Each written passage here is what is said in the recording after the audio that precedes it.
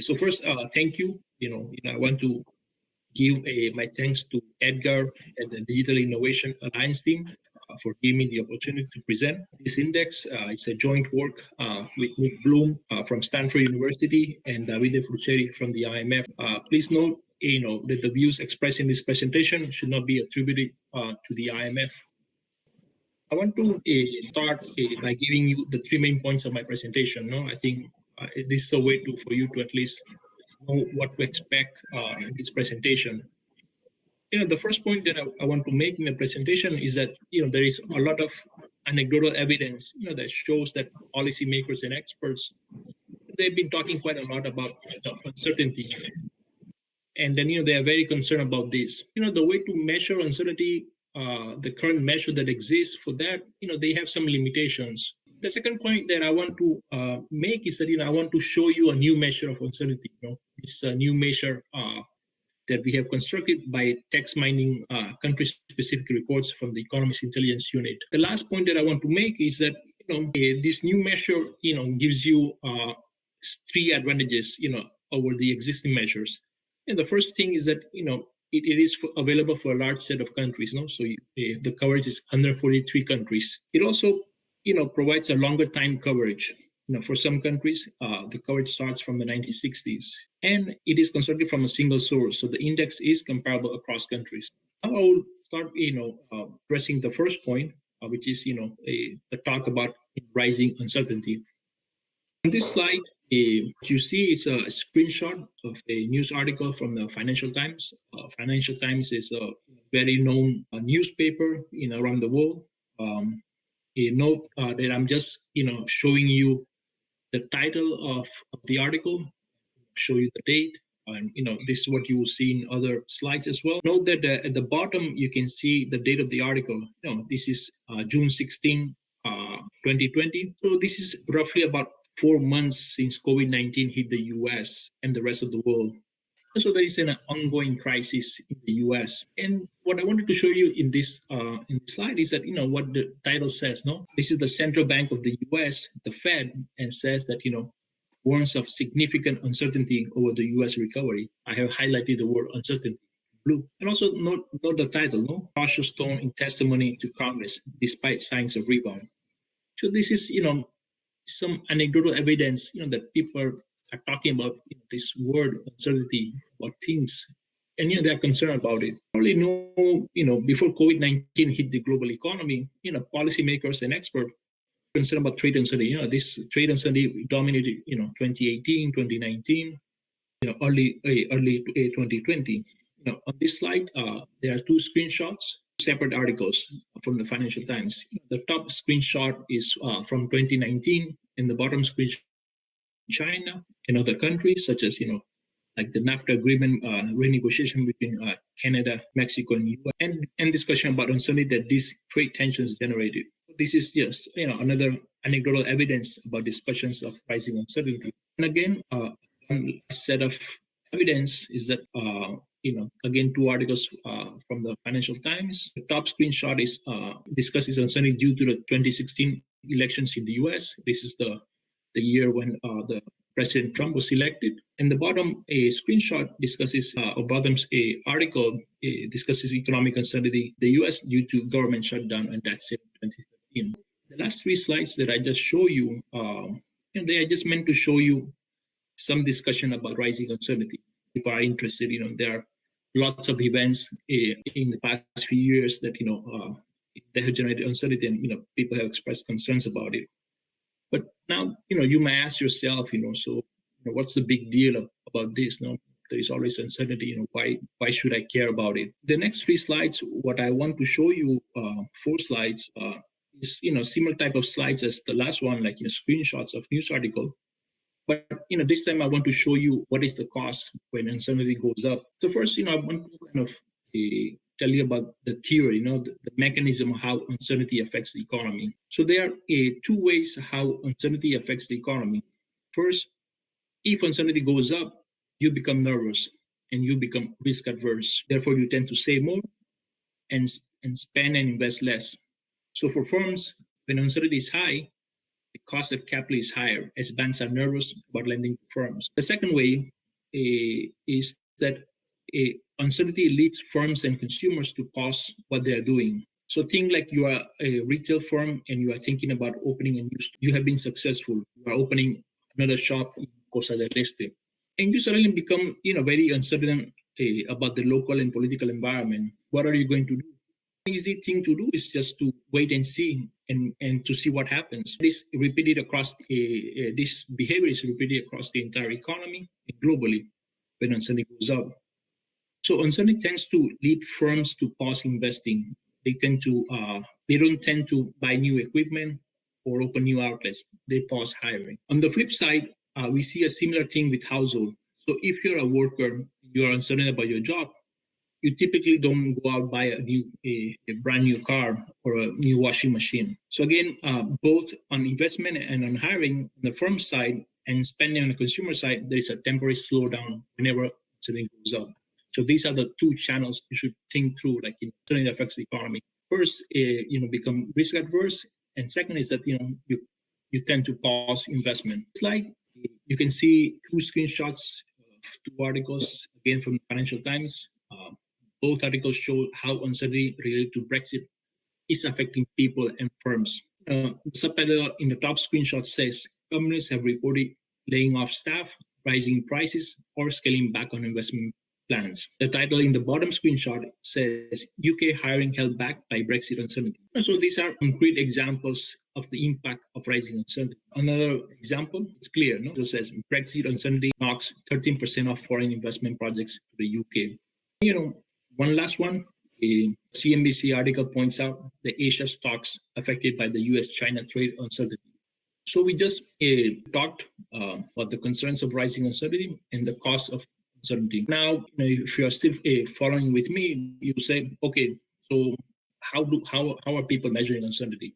I agree that it's an important issue, but tell me, how people are tracking the level of uncertainty across the world. There are two main ways that experts have used measures of market volatility, such as stock market volatility and bond yield volatility, as a proxy of uncertainty. So stock market volatility, for example, is one type of one way how people are measuring uncertainty. One limitation of using this kind of measure is that they only capture economic uncertainty, and they are only available for a limited set of countries and have shorter time coverage. You can imagine stock market data not being available for a lot of developing economies. For a lot of emerging economies, the stock market developed quite late, so the time coverage is also limited. Others have used the second bullet. Basically, they have used newspapers to measure economic as well as policy. And some, the main guys who developed this are Scott Baker at Northwestern University, Nick Bloom at Stanford University, and one of our co-authors, and Steve Davis at the University of Chicago. They created what is called the Economic Policy Uncertainty Index. And what they do is that basically, text mine newspapers. So for the newspaper to be classified, as part of this data on uncertainty, is that the article should have three set of keywords. So basically, it should have a word about the economy. Then second, it should have a word about policy, and then it should have a word, the word uncertainty. That's how they capture this data from these newspapers. Slide. What you see is the website of the Economic Policy Uncertainty Index. One thing you should know is that this is a well-established index, and there are two limitations. First, the index is available for about 26 countries, mostly advanced economies. You can see the country coverage on the left-hand side of the slide. Second, the source to construct the index varies across countries. So the level of the index in one country is not directly comparable to the level of the index in another country. For instance, the source to construct the index for the US is different compared to the one for Chile. The index for the US is constructed using the 10 large US newspapers. In contrast, the index for Chile is constructed only 2 Chilean newspapers, El Mercurio and El Segundo. So again, for one country, you're probably using 10 newspapers, and for another country, only 2 newspapers, and the set of newspapers are different. For another set of countries, 5 newspapers. For another country, maybe 1 or 3, and the newspapers are totally different. It's not you're not pulling data from the same source. Another recap of what I have covered so far. The experts talking about uncertainty. There is a cost to uncertainty. I show you also that that these measures available. that people are using. Only limitations are that the country coverage is limited, same as the time coverage, and the index is not comparable across countries. Now, I want to show you, how we construct our new measure, how this new measure addresses these limitations. So our index is constructed in 4 steps. We can compile country-specific reports on a quarterly basis from the Economist Intelligent Unit from the mid-1950s onwards. This has been done for 143 countries. Second, count the number of times uncertainty and its variants are mentioned in this report and extract this data. Third, we also extract the data on total number of words, pages, and not text pages in the report. And finally, once we have this data, we normalize the count of uncertainty by total number of words. We also normalize the count of uncertainty by total number of net pages. One thing you want to note is that compared to the other guys, step number 2, we only extracting the word uncertain, while they have to make sure the articles mention something about the economy, something about policy, something about uncertainty. And that's because a news article can be any kind of article. Like it can be a sports section, it can be entertainment section. So to filter those out, they need to use those 3 set of keywords. In our case, the reports of the Economist Intelligent Unit, EIU, political and economic specific, they don't talk about any entertainment section, sports section, so very specific reports. You can see a screenshot of the report for the UK. So this is an example of how the Economist Intelligence Unit country report looks like. You can see the sections, talk about political stability, election watch, like international relations, policy trends, fiscal policy, monetary policy. You may also be familiar that the Economist Intelligence Unit is a business intelligence company, and that provides country reports on a regular basis for many countries. These reports typically cover the economy, policy, and politics of each country. So these are, very specific reports for many countries, and they do it regularly. They provide these reports regularly. Imagine, 143 countries on a regular basis. On this slide, you can see an example of the text that is extracted from the report, the context in which the word uncertainty is mentioned. The example on this slide talks about how uncertainty related to U.S. trade policy will impact investment. So here again, basically, you can see, once we extract this data, these sentences, in what context the word uncertainty is mentioned. So this is just an example of that. Now, you might be asking, so sure, how you do it, but, can you tell me what are the advantages and disadvantages of using your index compared to the other one?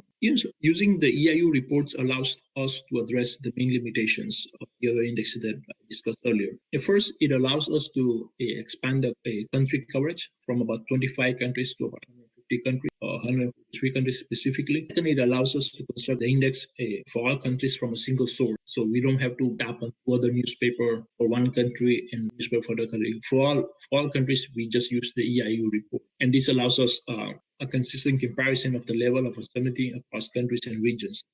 And third, it allows us to go further back in time. In terms of disadvantages, the other indexes are available at a monthly and daily frequency. Stock market data, get a daily frequency. The EPU index, the economic policy uncertainty index is available at a monthly frequency. So it's much more timely if you just look at data in the US. Also, by text mining multiple newspapers, you have a lot more text to work with. For us, it's just one report per country. For them, multiple articles per country. I want to show you how index looks like. I walked you through how we construct our index, but now I want to show you the main index, world uncertainty index, and then what I want to show you is that some index that I try to measure a specific type of uncertainty. First one that I'll start with the main index. The overall level of uncertainty. What you see here is our measure of uncertainty across the globe. The index, what you see here is an average across countries, and it's weighted by GDP. An increase in the index indicates that uncertainty is rising, vice versa. So when uncertainty spikes at the global level, you can see from the chart that it shows, a series of spikes, events that we are familiar with.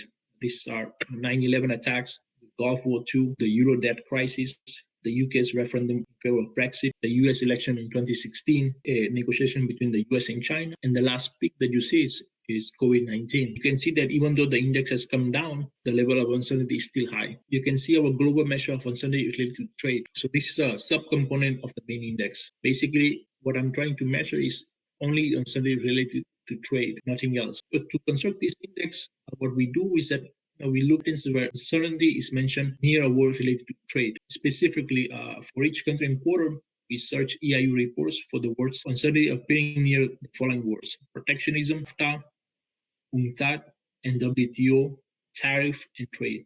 An increase in the index indicates that trade uncertainty is rising, vice versa. The red line is the the trade uncertainty index. The blue line indicates key dates in the U.S.-China trade negotiations. If you remember 2018-19, there was a lot of discussions about trade negotiation between U.S. and China, and there were a lot of announcements. So we kind of put those announcements and see what happened to the index at that time. And you can see that from this chart is that the uncertainty related to trade rose sharply, having been stable at low levels for about 20 years. And the last two slides, what I showed you is basically, an average across, ask yourself, can you show me something at the country level, specific, 2018, 2019, but we're very interested in what's happening to trade uncertainty, and what happened to the index. So what we did here was that basically we looked at the time period of 2018 Q2, 2019 Q2, and you can see that there is a movement this index for each country, and these are the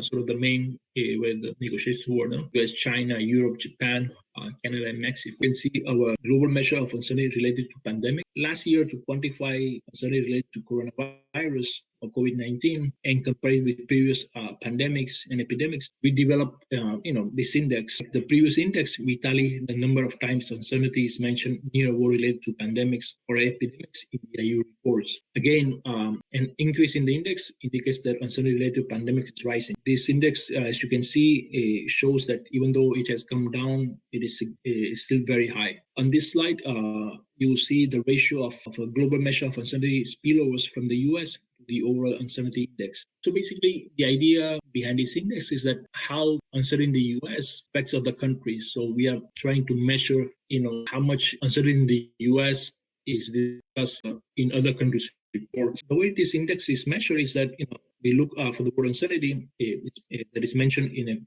a proximity to a word related to the US. So words related to the US includes the country's name, name of presidents, name of central bank, name of central bank governors, and selected country major events. We have also developed this index for the other G7 countries, and you can see that the US, and certainly the US, it does have impact in other countries. And in this last part of my presentation, I want to show you, how we validate our index, how we cross-check, our index, make sure that it makes sense. Or first check, what we do is that we look at how our index compares to other measures of uncertainty. On this slide, I have plotted the World Uncertainty Index, our index, which is the black line, against the dotted line, which is the economic policy index. And both indexes show the average for the same country. So I'm taking the same average set of countries. Remember that the EPU only has a limited set of countries, about 25, 26. So I'm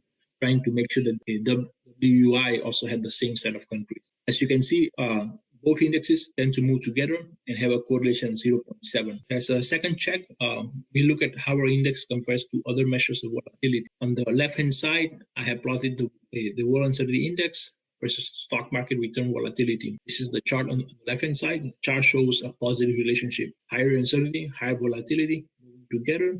It shows a correlation of 0.4. On the right-hand side, I have plotted the World Uncertainty Index versus the bond yield volatility. Again, the chart shows a positive relationship, higher uncertainty and higher volatility moving together. It shows a correlation of 0.5. We also check how our index compares to measures of risk. For this purpose, for this task, we rely on risk assessment provided by the Economist Intelligent Unit risk analysis, which scores countries in terms of economic, financial, and political risk.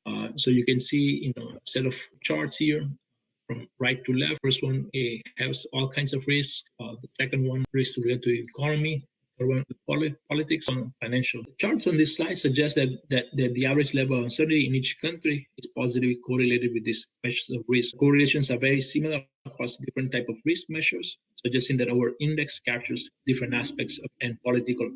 That's all I have. Excellent. Thank you, Ites, for the wonderful presentation. Actually, it shows a great correlation between uncertainty and volatility and how that impacts on basically how markets and things move. Now, there are several. So there's actually a couple of things that I thought were very interesting. Now, you mentioned, for example, the U.S. and how the uncertainty index impacts other markets. My question is, does that directly correlate because of the size of the U.S. economy and its interconnectivity with the rest of the economies? Or would that just be because, I don't know, the U.S.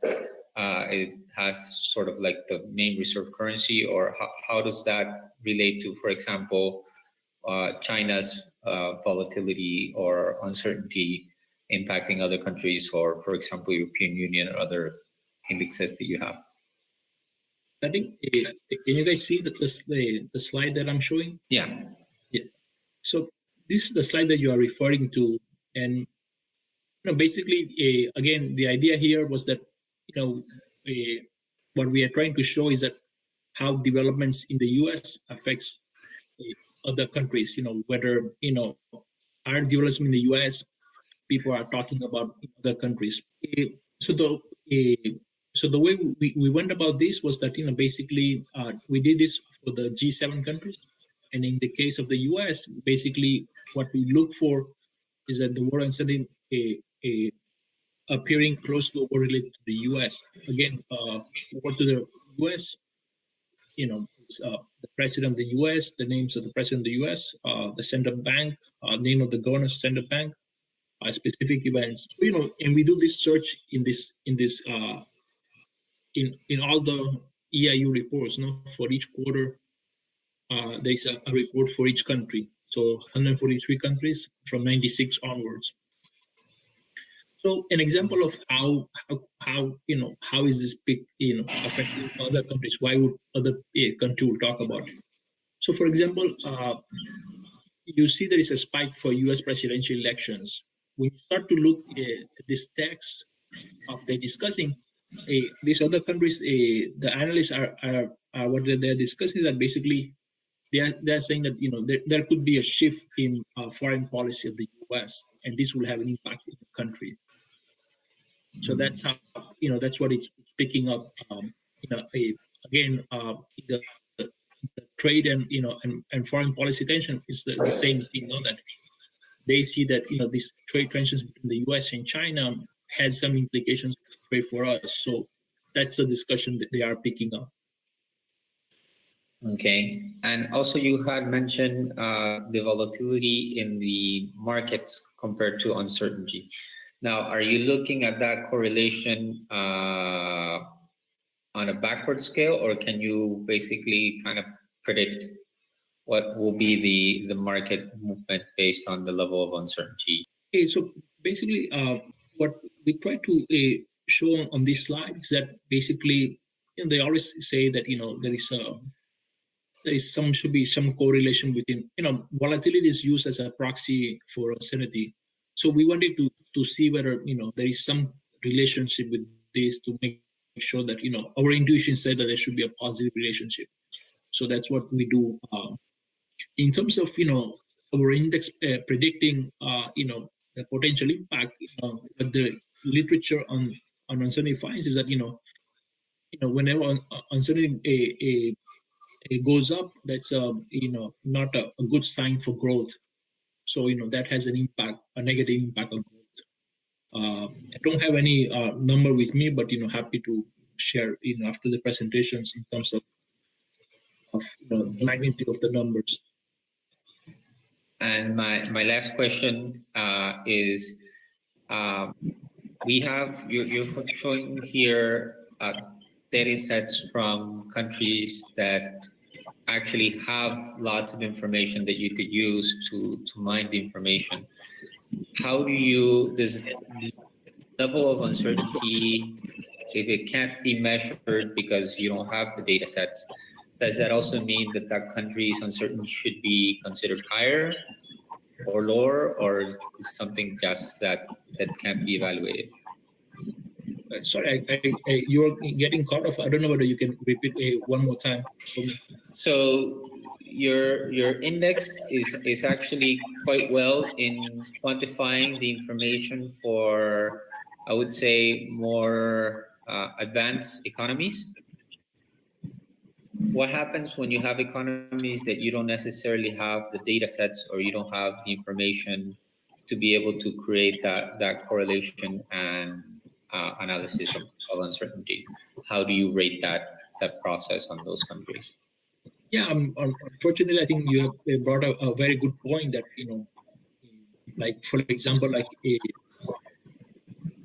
a the chart that I show about, stock market volatility and uncertainty, the data for uncertainty, I'm able to give you that data for 143 countries. That stock market volatility data is for very few number of countries, so it's not 143 countries. So unfortunately, I can give you a cross check, but that cross check is based on the available data on that. So it would be great that more work is done instead of uh, bringing in more data,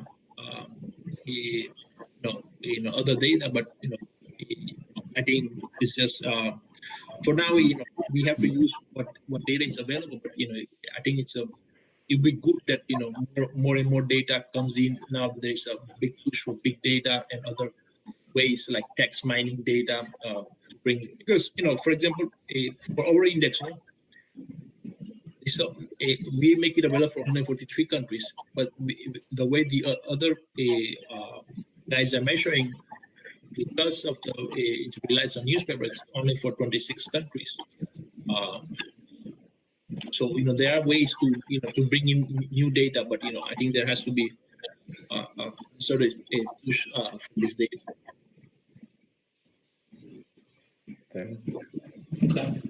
I have a question about, since technology and let's say disruptive new technologies and models or economic models are coming into play in more recent years, and how does that impact or take into consideration uh, that can affect the index for this new, like we're looking at many common technologies that are in one way trying to get into mass use, let's say a crypto and let's say other financial fintechs model or companies.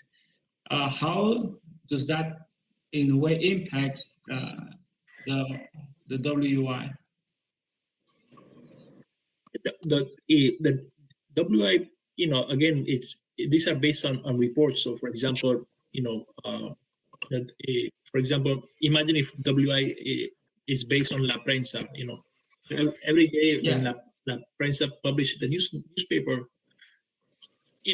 we unfortunately rely on what La Prensa writes, and then we do a text mine of the news articles that La Prensa publishes, and based on that, it's what our Where I'm asking if there is a certain consideration taking these new players coming into the world models of economy.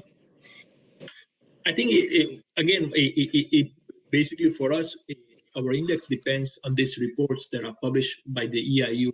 These are a company that has been publishing these reports since the 1950s. So Yeah. there is they have a good track record. They've been publishing since the 1950s.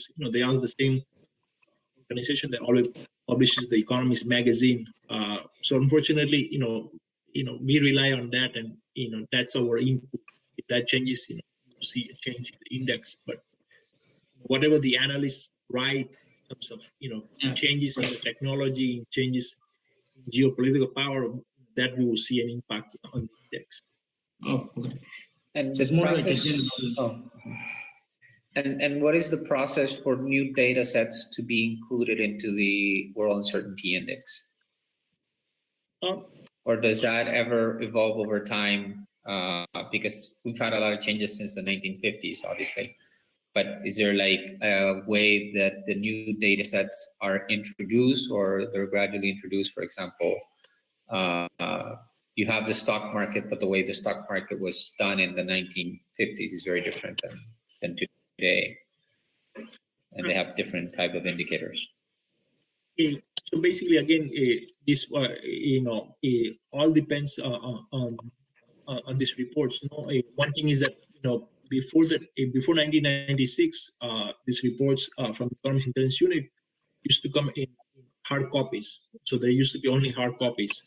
After 96, they have PDF files. So download these PDF files and run the text search.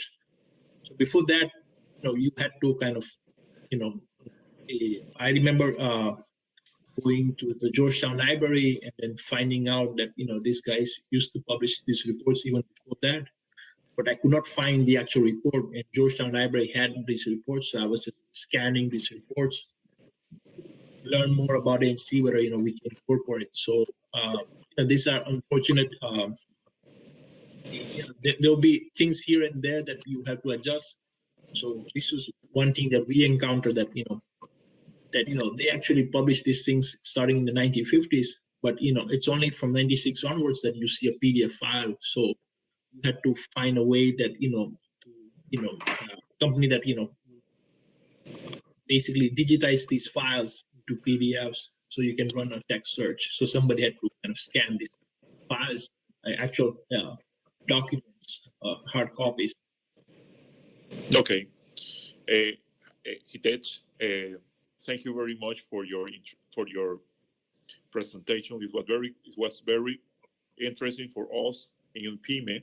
I have 3 questions for you. The first is, when do you the keyword search, why do you use the word uncertainty only and no other word? I think so. One thing, when we started the project, we saw this paper, this index, the Economic Policy Uncertainty Index, and that was our benchmark. We took that as a benchmark, and they used the word uncertainty, and we stuck with that. The other thing is that when you the word uncertainty, when you look at it, it's a very neutral word. So you say it's just uncertain. When you use a word like a risk, you're talking about a negative connotation. So uncertainty it's more neutral, and while other words like risk, which sounds similar, it has a negative connotation. The other thing is that when you're talking about risk, you're talking about probabilities, no? So you said there's a risk of 50% that the economy is going to tank. There's a risk that the GDP will fall by 10%. When you talk about uncertainty, you don't give any probability. It's just very uncertain thing. So we stuck. We have done. That's why we stuck with the word uncertainty. Okay, thank you. If you go back to the slide that showed the global index of uncertainty, why the spike for the 2007 and 2009 financial crisis smaller? I think that's a good point. To be honest, we don't know. One thing that could be possibly going on is that basically this is an index of general uncertainty, overall uncertainty. So if I were to just measure of uncertainty about crisis, you will see the opposite. You will see that spike where it says financial credit crunch to be much bigger than what it shows right now. So that could be one thing that we could look into. The other thing is that when we look at the country reports for that time, the 2008, 2009 period, these analysts are talking about these things in terms of crisis. They're talking like they're talking in terms of risk. They're not talking about very uncertain thing. This chart of the global level of uncertainty is great. I think it's a great contribution to the exciting work that measures uncertainty as well as risk and volatility. Could you discuss the process in producing this research, like how the project started, when it started, what the check that you validate to work, What is the next step for this project? So, one thing about research is that it takes a lot of time. It's like torture. So we started up this project about summer of 2017. We started around summer of 2017, and we had a draft that we published in around late November 2018. So that's just basically to construct the main index, the one that we just saw, or uncertainty index. Then what we started to do was that we started to do construct this specific type of measure of uncertainty, for trade, for pandemics, for spillovers, and that's what we're planning to do. Right now, we are working about on another subcomponent but basically this subcomponent will measure political uncertainty, be more specific rather than very general. So the plan going forward is that to continue to build more subcomponents, specific type. We update the index every quarter. You can see the website. Basically,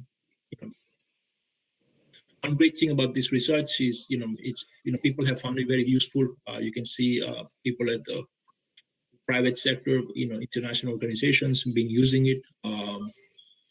And yeah, I think it's as I said, it's projects starting summer 2017, and we are in 2021. There's still work going on. Okay. Thank you very much.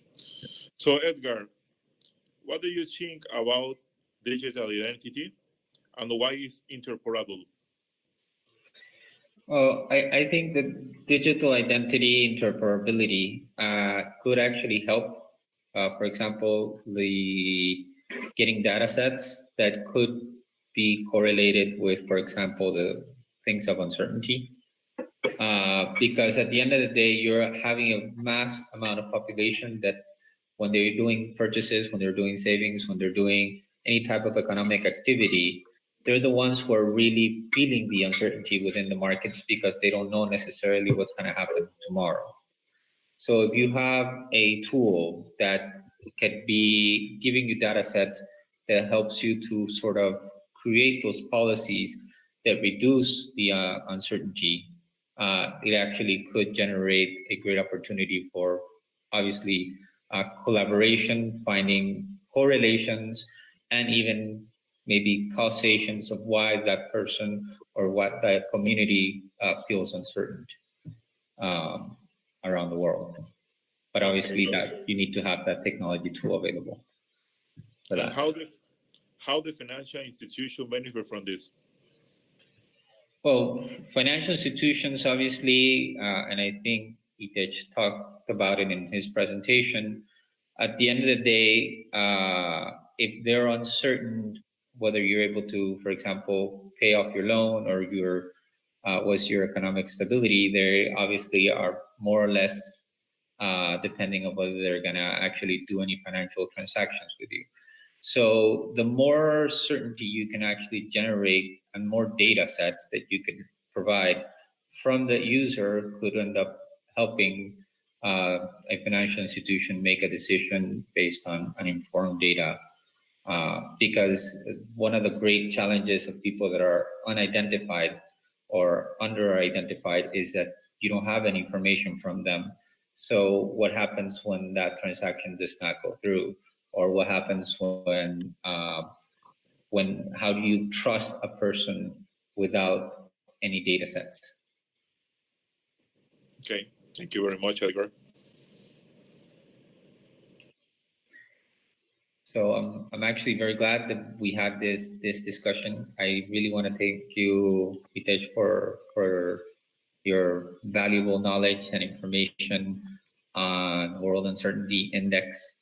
I really consider that work that needs to continue expanding its reach and people utilizing that level of knowledge that is being developed by that uncertainty to make informed decisions based on evidence, which actually would generate a little bit more stability, even though your graph may go down because they're starting to make decisions based on evidence.